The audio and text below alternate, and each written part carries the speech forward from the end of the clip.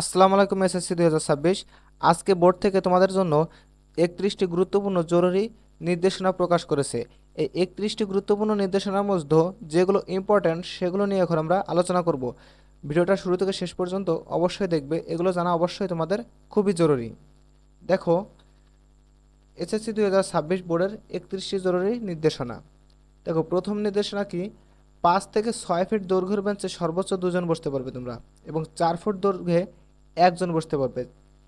তাহলে বুঝতে পারছো, 5 থেকে 6 ফুট দৈর্ঘ্যের বেঞ্চে তোমরা সর্বোচ্চ দুজন এবং 4 ফুট দৈর্ঘ্যের বেঞ্চে একজন বসতে পারবে। তাহলে বুঝতে পারছো তোমাদের কতটা দূরত্ব হবে একজন থেকে আরেকজনের দূরত্ব। অবশ্যই তোমাদের জন্য এটা ভালো কিছু নয়। দেখো, পরীক্ষা হলে প্রতি 20 জন পরীক্ষার্থীর জন্য একজন কক্ষ পরিদর্শক নিয়োগ দেওয়া হবে, এবং প্রতিটি কক্ষে ন্যূনতম 2 জন পরিদর্শক রাখা বাধ্যতামূলক। দেখো, এখানে কি একটা প্রশ্ন আছে।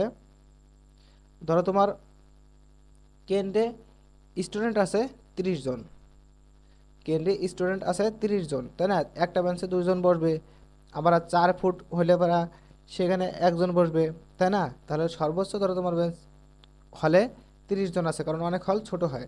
30 জন থাকলেও সেখানে তোমার পরিদর্শক থাকবে কয়জন? পরিদর্শক থাকবে 2 জন। তাহলে ভাগে পড়লো কতজন? ভাগে পড়লো 15 জন করে। তাহলে 15 জন যদি এক একটা স্যারে গার্ড দেয় যদি 15 জন রে, তাহলে কি তোমরা ভালোভাবে লিখতে পারবা? কতটা হার্ড হবে তোমাদের পরীক্ষা, বুঝতে পারছো আশা করি। দেখো, পরীক্ষা শুরুর 30 মিনিট আগে পরীক্ষার্থীদের কেন্দ্রে প্রবেশ নিশ্চিত করতে হবে। কেউ দেরিতে এলে বিশেষ বিবেচনায় প্রবেশের সুযোগ দেওয়া যাবে, তবে তার তথ্য রেজিস্টারে লিখে রাখতে হবে। দেখো, অনিয়মিত ও মনোনয়ন পরীক্ষার্থীরা 2025 সালের সিলেবাস অনুযায়ী প্রণীত প্রশ্নপত্রে পরীক্ষায় অংশ নেবে। অর্থাৎ যারা ফেল করেছিলে বা আগের পরীক্ষায় তোমরা পাশ করেছিলে কিন্তু রেজাল্ট ভালো হয়নি, তারা আবার পরীক্ষা দেবে, তাদের জন্য আগের সিলেবাস অনুযায়ী পরীক্ষা অনুষ্ঠিত হবে। নিয়মিত পরীক্ষার্থী অর্থাৎ যারা 2026 সালের নতুন সিলেবাস অনুযায়ী তোমরা পরীক্ষা দেবে, তারা 26 সালের সিলেবাস অনুযায়ী পরীক্ষা দেবে। অর্থাৎ 26 এবং 25, অর্থাৎ যারা আগে ফেল ছিলে এবং মান উন্নয়নে পরীক্ষা দেবে তাদের এক সিলেবাসে পরীক্ষা হবে, এবং নিয়মিতদের আরেক সিলেবাসে পরীক্ষা অনুষ্ঠিত হবে। প্রতিদিন সকাল 10টায় পরীক্ষা শুরু হবে। দেখো, এখানে খুবই গুরুত্বপূর্ণ ইম্পর্ট্যান্ট, সিসি ক্যামেরা অবশ্যই প্রত্যেকটা সেন্টারে সিসি ক্যামেরা থাকবে। তোমাদের প্রত্যেকটা হলে সিসি ক্যামেরা থাকবে।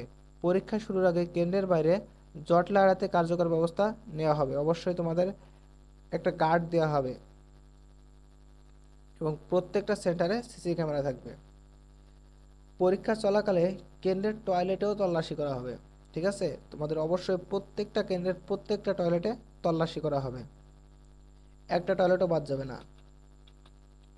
পরীক্ষার্থীর প্রবেশপত্রে কোনো ত্রুটি থাকলে তা অবশ্যই 5 কর্মদিবসের মধ্যে সংশোধন করবা। ধরো তোমরা 21 তারিখ থেকে তোমাদের পরীক্ষা শুরু, তোমরা অবশ্যই 15 তারিখের আগে তোমার প্রবেশপত্রটা আনতে যাবে। 15 তারিখের আগে অবশ্যই প্রবেশপত্রটা আনতে যাবে, কারণ প্রবেশপত্রে গিয়ে যদি দেখো কোনো সমস্যা আছে, তোমরা 5 কর্মদিবসের মধ্যে সংশোধন করতে পারবা, এরপরে কিন্তু আর পারবা না। এজন্য অবশ্যই 15 তারিখের মধ্যে যাবা, যাতে 5 কর্মদিবসের মধ্যে তোমার প্রবেশপত্রটা সংশোধন করতে পারবো এবং 21 তারিখে পরীক্ষায় অংশগ্রহণ করতে পারো। বোর্ড অনুমোদিত ক্যালকুলেটর ছাড়া অন্য কোনো ইলেকট্রনিক ডিভাইস ব্যবহার নিষিদ্ধ। অবশ্যই তোমরা কোনো ইলেকট্রনিক ডিভাইস মোবাইল ফোন নিতে পারবেই না, এবং হাতঘড়ির মধ্যেও ডিজিটাল হাতঘড়ি আছে যেগুলো মোবাইল টাইপ, এগুলো নিতে পারবে না। প্রিয় শিক্ষার্থীবৃন্দ, শিক্ষা সম্পর্কিত যে কোনো সঠিক নিউজ সবার আগে পেতে অবশ্যই আমাদের চ্যানেলটা সাবস্ক্রাইব করে রাখো, এবং ফেসবুক থেকে দেখলে অবশ্যই পেজটা ফলো দিয়ে রাখো, এবং ভিডিওটা বেশি বেশি শেয়ার করে তোমার বন্ধুদের দেখার সুযোগ করে দাও। আল্লাহ হাফেজ।